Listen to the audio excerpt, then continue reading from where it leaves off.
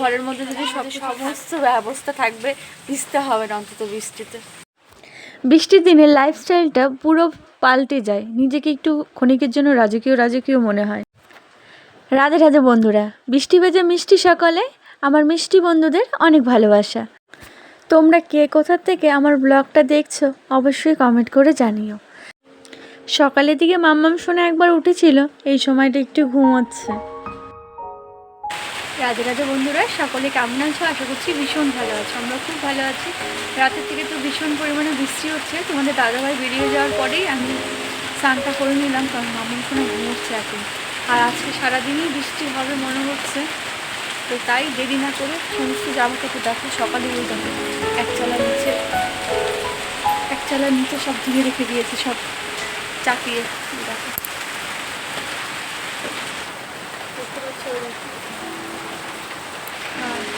স্নানটা করে একদম ফুলটা উঠিয়ে নিয়েছি, দেখাচ্ছি। আজকে আবার নতুন জবা একটা ফুটেছে, 5 পাপড়ির জবা, সুন্দর কালারটা না? বৃষ্টির কারণে দেখো পাপড়িগুলো নেতিয়ে গেছে। তো আজকে একটা স্থল পদ্ম ফুটেছে, তো আরও আছে। ঠাকুরের বাসনও মেজে নিয়েছি, ঘরটা মুছে নিয়েছি, আর ফ্যানটা চালিয়েছি। এখন গোপুসোনাকে উঠাবো, চলো পুজোটা দিয়ে নিই, তারপরে তোমাদের সঙ্গে কথা হচ্ছে। 10টার দিকে ঠাকুর ঘরে ঢুকেছিলাম, এখন বাজে ঘড়ির কাঁটায় 11:15 বাজতে চললো। এখন আমার পুজোটা কমপ্লিট হলো। চলো একবারটি আমার ঠাকুর ঘরে তোমাদের নিয়ে আসি। এই দেখো বন্ধুরা, এটি হলো আমার ঠাকুর ঘর, তোমাদের সঙ্গে একটু শেয়ার করলাম।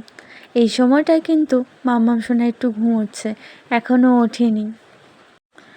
আজ গোপু সোনাকে চুলটা পরাইনি।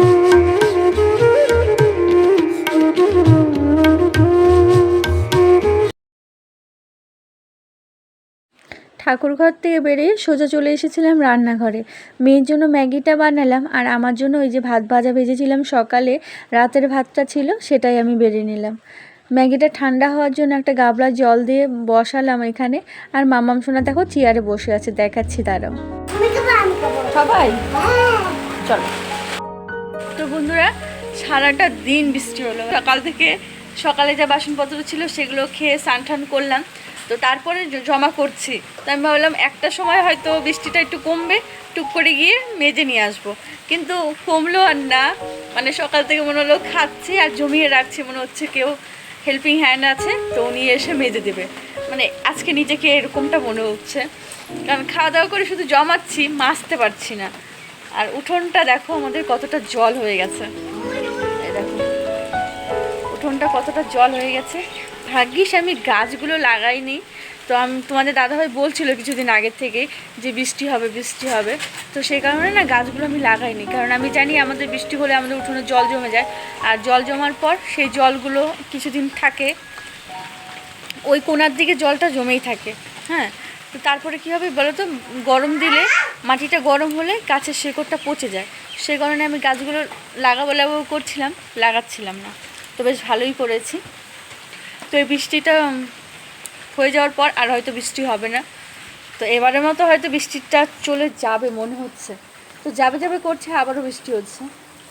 তো এখন কী করবো বলো, কতগুলো বাসন মাজতে হবে, এখন কলপারে গেলেও ভিজতে হবে। তো ভাবলাম বিকেলের দিকে হয়তো বৃষ্টিটা কমলে বাসনগুলো মেজে নিয়ে আসবো, কিছু করার নেই। আজকে দেখতে পাচ্ছ আমাদের কলপার কতটা দূর, সেই এতটা দূর থেকে এতটা আস্তে আস্তে ভিজে যেতে হবে জল টল নিয়ে।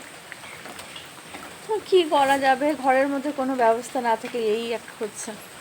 তো তোমরা তো তাড়াতাড়ি লাইক শেয়ার সাবস্ক্রাইবার চটপট করো, আর ভিডিওটা বেশি বেশি করে শেয়ার করো, তো যাতে আমি নিজেও একটা ঘর বানাতে পারি নিজের ইনকামে। এত কষ্ট আর ভালো লাগে না বৃষ্টির দিনে। দেখো আমার টিপটা মামাম শুনে কী করেছে। তো বন্ধুরা, শুভ বিকেল বলবো এখন, কারণ বিকেল হয়ে গেছে, 5টা বাজতে চললো, এখন পুরো অন্ধকার হয়ে গেছে আশপাশটা। তো এখন না আর ভালো লাগছে না গো, কতগুলো বাসন আছে। এখন মনে হচ্ছে ঘরের মধ্যে যদি সব কিছু থাকতো তাহলে হয়তো এতগুলো বাসন জমতো না, তাহলে সঙ্গে সঙ্গে ধুয়ে নিতাম। তো তোমরা যারা বন্ধুরা ভিডিওটা দেখছো তারা প্লিজ শেয়ার করো বেশি বেশি করে, আর একটু সাপোর্ট করো যাতে আমিও নিজে একটা ঘর করতে দিতে পারি, যেই ঘরের মধ্যে সমস্ত ব্যবস্থা থাকবে, ভিজতে হবে না অন্তত বৃষ্টিতে। আর সকাল থেকে ভিজে ভিজে কাজ করছিলাম, তারপরে গিয়ে ঘরে আসলাম, তখন আর মনে হলো না যে আবার বাইরে গিয়ে ওই সেই বাসনগুলো মেজে নিয়ে আসি। তো আমি ভাবলাম একবেলা হয়তো একটু বৃষ্টিটা কমবে।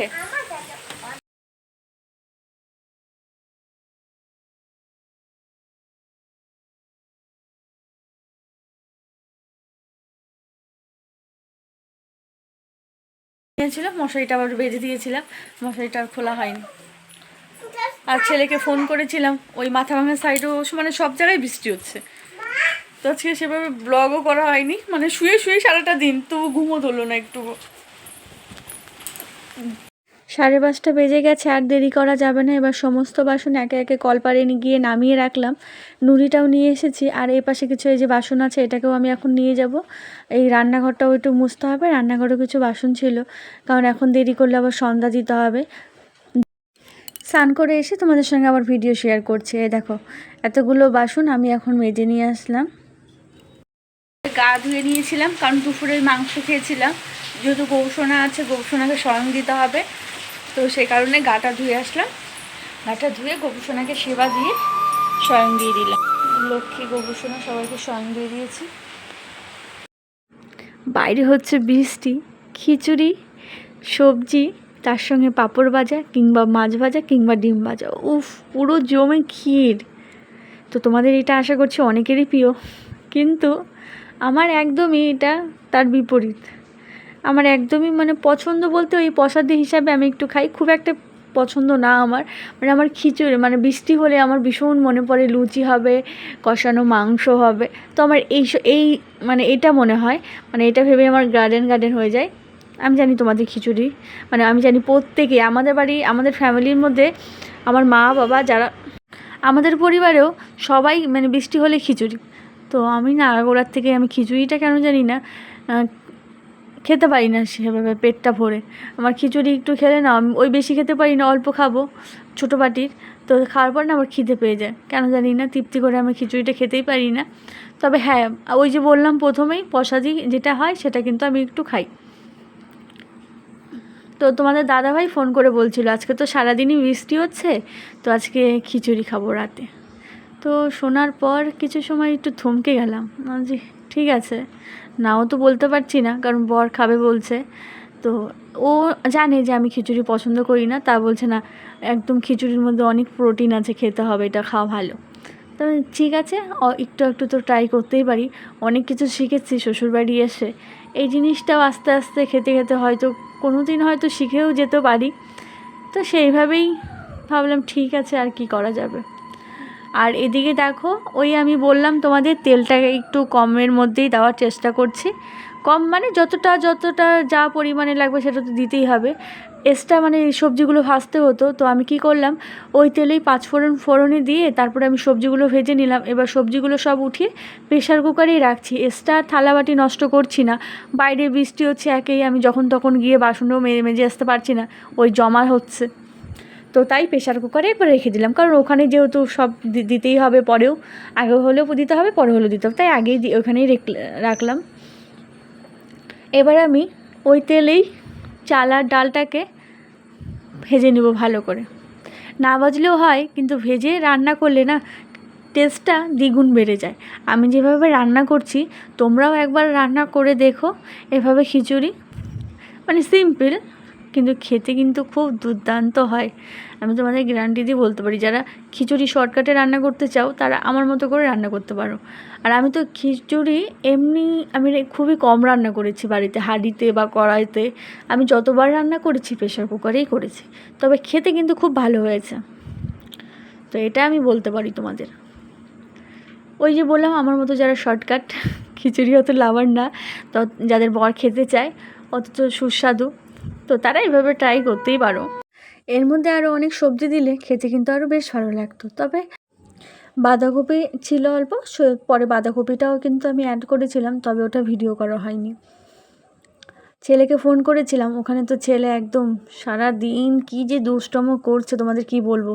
পুকুরের এদিকে বৃষ্টি হচ্ছে, বৃষ্টি হলেই তো ওদিকে পুকুর আছে আমাদের, তো ওইখানে মাছ ধরছে, কাকুদের সঙ্গে ঘুরছে, এবং উঠানে তো ওদিকে প্রচণ্ড পরিমাণে পিছলা, তো দু একবার নাকি পড়েও যাচ্ছে। এই হলো ব্যাপার, যা জামাকাপড় দিয়েছিলাম হাফ পুনায় ভিজিয়েই ফেলেছে।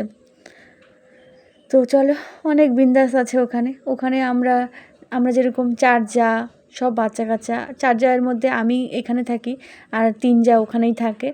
তো বেশ বিন্দাসে দিন কাটাচ্ছে, সব দিদিরা আছে, ভাইরা আছে, খুব ভালোভাবেই কাটাচ্ছে। তবে ওই যে দুষ্টমও করছে, আমি ভাবছি এই যে বৃষ্টির মধ্যে ভিজছে, বাড়ি এসে না আবার ঠান্ডা লেগে যায়। জ্বরের ওষুধটা তাও আমি দিয়ে দিয়েছি। তো স্কুল খুললেই আবার কিছুদিন ক্লাস হওয়ার পর আবার পরীক্ষা হবে, কী যে করবে।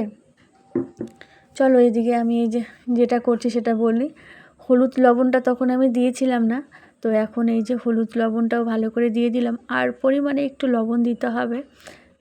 তো আমি এখন লবণটাও একটু দিয়ে দেবো, কারণ তো আমার মনে হচ্ছে লবণটা একটু কম হতে পারে, তো তাই দিয়ে দিলাম।